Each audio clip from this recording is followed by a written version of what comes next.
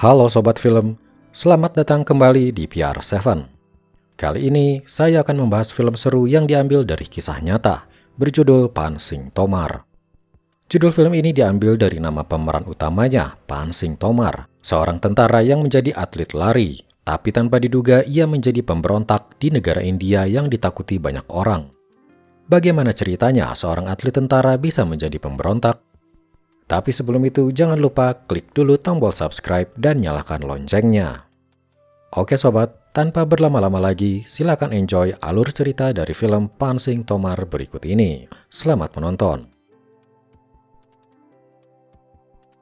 Di sebuah desa yang gersang dan tak banyak penghuni, seorang pria berjalan menuju sebuah rumah. Dia bernama Pan Sing Tomar. Ketika itu, ia baru saja lulus menjadi tentara. Saat itu, dengan memakai seragam, dia kembali ke desanya. Disambut ibu dan istrinya yang malu-malu, ia menunjukkan pada mereka kalau kini dia sudah resmi menjadi tentara. Tapi kepulangannya hanya sebentar, karena masih ada tugas. Ia pun kembali ke kesatuannya. Suatu hari, Pan Sing datang terlambat. Ia dimarahi atasannya dan dihukum disuruh berlari mengelilingi lapangan. Baru beberapa menit, Pan Sing sudah menghadap kembali atasannya. Atasannya tak percaya ia sudah berlari 10 putaran karena waktunya sangat cepat. Ia pun disuruh berlari lagi dan terlihat Pan Sing memang berlari cepat dengan stamina yang kuat. Ketika makan siang, Pan Sing mengambil banyak roti untuk dirinya. Atasannya melihat itu dan memarahinya. "Kalau kau ingin makan banyak, masuk saja ke bidang olahraga," kata atasannya itu setengah bercanda. Tapi sepertinya Pan Sing menanggapinya dengan serius. Malam harinya ia pun menghadap atasannya dan berkata kalau ia ingin masuk ke bidang olahraga. Maka keesokan harinya, Pan Sing mulai mengikuti kegiatan olahraga berlari. Seorang pelatih menyuruhnya untuk langsung berlari dan mengetes kemampuannya. Pan Sing mengeluarkan kemampuannya dan berhasil mencapai garis finish urutan pertama. Suatu hari, pelatih berkata pada Pan Sing, dia akan dimasukkan ke nomor lari halang rintang 3000 meter. Mereka mengobrol sambil mengamati kuda-kuda yang sedang latihan. Tiba-tiba, Pan Sing menghilang dari sisi pelatih dan terlihat bergabung bersama kuda langsung latihan lari halang rintang. Pelatih itu hanya tersenyum melihat semangat Pan Sing. Di hari kejuaraan nasional, Pan Sing ikut serta dalam kejuaraan tersebut.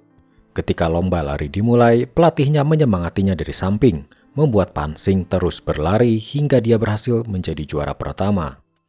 Pan Sing pun memecahkan rekor nasional. Karirnya di dunia lari semakin tinggi. Dia pun berhasil mengikuti kejuaraan internasional di Jepang. Medali pun berhasil ia raih.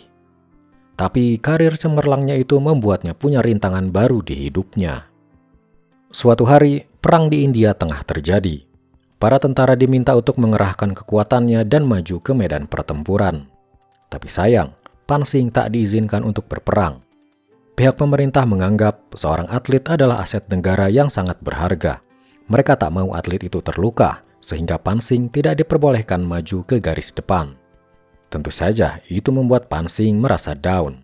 Sebagai tentara, berperang adalah salah satu tujuan hidup mereka. Pan Sing pun mulai saat itu hanya fokus menjadi atlet saja. Namun, tak hanya di dunia kemiliteran, Pan Sing harus menghadapi rintangan lainnya lagi. Dan rintangan inilah asal mula perubahan hidup Pan Sing sebagai pemberontak. Salah satu saudara Pan Sing bernama Bawar mengejek dirinya sebagai tentara yang tak bisa apa-apa.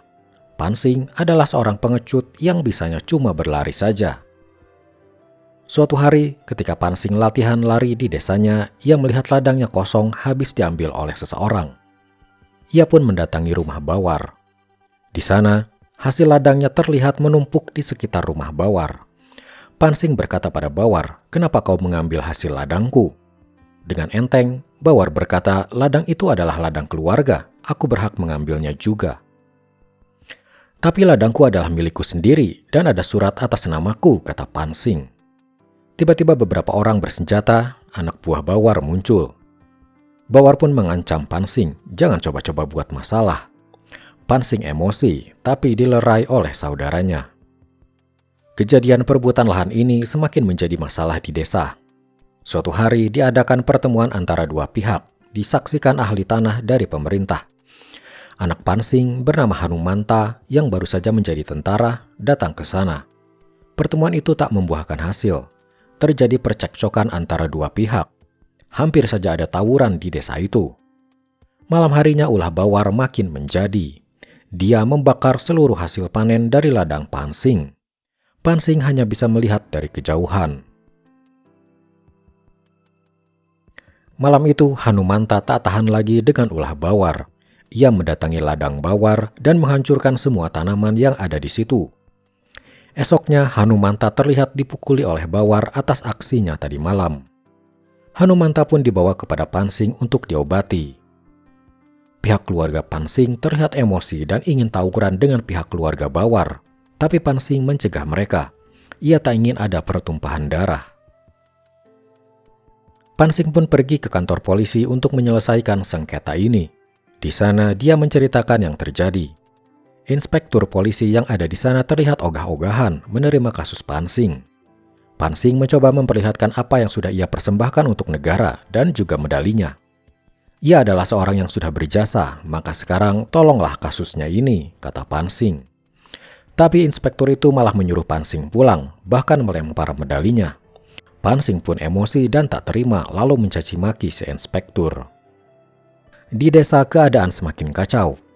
Bawar menyerang rumah keluarga Pansing dan menghancurkannya. Bawar bahkan memukul ibu Pansing. Hanumanta yang ada di sana membawa semua keluarganya kabur dari desa menuju desa istri Pansing.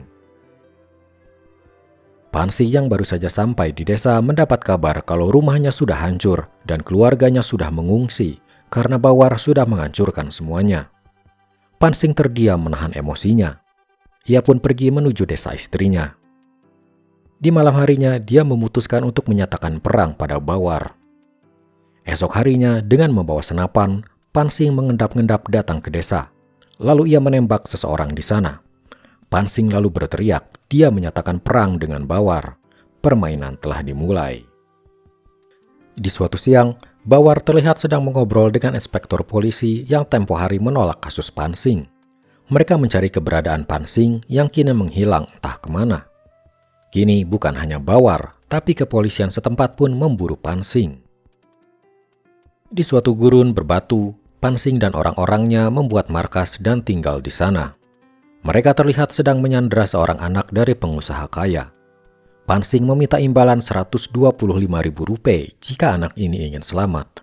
Berita tebusan itu lalu disampaikan pada ayahnya di desa. Ayahnya pun datang ke sana dan memohon agar anaknya dibebaskan dan dia akan membawa uang tebusannya. Dari uang itulah Pansing mendapatkan modal untuk membeli senjata dan peralatan lainnya sebagai pemberontak. Tapi uang itu belum cukup. Dia pun kini berencana menculik seorang pengusaha kain yang ada di kota lain. Jika berhasil, ia akan mendapatkan uang Rp400.000. Maka Pansing dan beberapa orangnya pun berpura-pura menjadi polisi dan menaiki mobil. Di beberapa perbatasan, mereka berhasil mengelabui petugas perbatasan hingga akhirnya mereka sampai di rumah pengusaha itu. Pengusaha itu langsung diseret ke mobil dan disekap. Mereka pun mendapatkan uang lebih banyak dari hasil penculikan tersebut. Suatu hari, Pansing akhirnya berencana akan menyerang Bawar. Dia akan menyerang tepat ketika masa tanam di ladang. Ketika hari itu tiba, orang-orang Bawar terlihat sedang membajak ladang. Rombongan Pansing datang dan menyerang desa yang sepi itu karena orang-orang sedang berada di ladang. Inspektur polisi yang sedang mandi tiba-tiba didatangi. Pansing berkata, "Kau telah lupa apa tugasmu dan malah melindungi Bawar." Inspektur itu pun disuruh berlari tanpa pakaian menjauh dari desa. Sementara itu, Bawar mendengar desanya diserang, langsung berlari menjauhi desa. Pansing mengejarnya dari belakang. Karena Pansing seorang atlet lari, ia pun dengan mudah mengejar Bawar. Bawar terlihat terengah-engah. Ia pun memohon untuk diampuni dan meminta maaf. "Ambil saja ladangmu dan ladangku juga," kata Bawar, "asal lepaskan aku." Tapi Pansing tak tertarik. Pansing berkata, "Kau telah memukuli anakku, bahkan memukul ibuku." Pansing tiba-tiba menembak tangan Bawar, membiarkannya kesakitan. Lalu dari belakang tiba-tiba Bawar ditembak tepat di jantung. Ia ditembak oleh orang-orang Pansing. Pansing kaget dan memarahi anak buahnya itu karena ia masih ingin berbicara pada Bawar. Kini Bawar telah mati. Tapi status Pansing sebagai pemberontak masih ada padanya. Bahkan sekarang seluruh kepolisian memburu Pansing. Pansing kini menguasai seluruh desanya. Ia pun bertemu dengan tetua desa di sana dan berpesan jangan beritahu siapapun dia ada di desa ini. Tapi tetua itu berkhianat. Dia memberikan info kepada polisi mengenai keberadaan Pansing. Sebuah tembakan tiba-tiba mengejutkan Pansing dan orang-orangnya. Polisi sudah mengepung desa itu. Geng Pansing terus dipaksa mundur hingga ke tepi sungai. Di sana untungnya ada sebuah perahu milik mereka. Mereka langsung naik perahu itu dan kabur dari situ. Pansing dan gengnya pun kembali ke gurun berbatu ke markas mereka dulu. Ketika keadaan dirasa aman, Pansing kembali ke desa itu dan menyandera tetua desa yang telah memberitahu polisi tentang keberadaannya tempo hari. Pansing pun mengeksekusi tetua desa. Dia berkata akan membunuh siapa saja yang menjadi informan bagi polisi. Waktu pun berlalu. Pansing masih menjadi buronan polisi. Pada suatu hari, polisi mendatangi keluarga dari anak buah Pansing bernama Gopi. Inspektur berkata, dia akan memberikan hadiah, yaitu mengizinkan anaknya masuk ke kepolisian jika ia membantu menangkap Pansing. Mertua Gopi langsung memberitahu hal ini pada Gopi. Gopi pun lalu menyusun rencana untuk menggiring Pansing masuk perangkap.